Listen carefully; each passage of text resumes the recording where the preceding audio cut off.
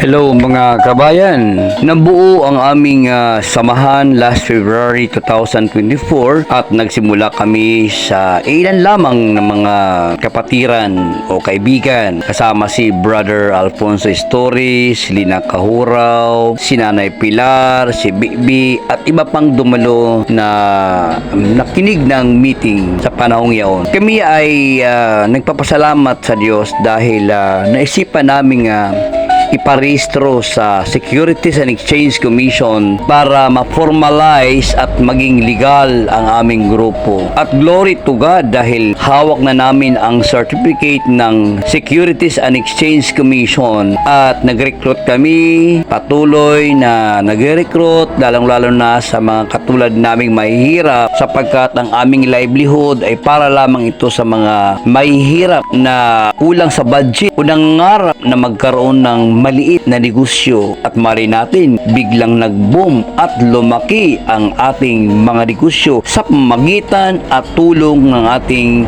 gobyerno. Kaya nagpasalamat kami sa Diyos dahil nakasama kami sa programa ng Department of Agriculture. Kaya agad kami nag-fill up ng RSBSA enrollment form at sa awa ng Diyos ay ilan lamang ang napili na mabigyan o nabigyan ng reference number. Kaya patuloy kaming naglalakad, inasikaso para ma-recognize ng aming bayan ang Bukid, Patag at Karagatan Laborers Incorporated o grupo namin. At sa awa naman ng ating Panginoon ay nakapagbigay tayo ng 10 requirements na sangguniang bayan. At dahil sa pagtatyaga, tayo ay nabigyan ng Certificate of Completion at ang ating grupo ay aking ipinagmamalaki dahil sa isa na tayong kinikilalang CSO or Civil Society Organization. Maraming salamat sa ating mahal nating Panginoon.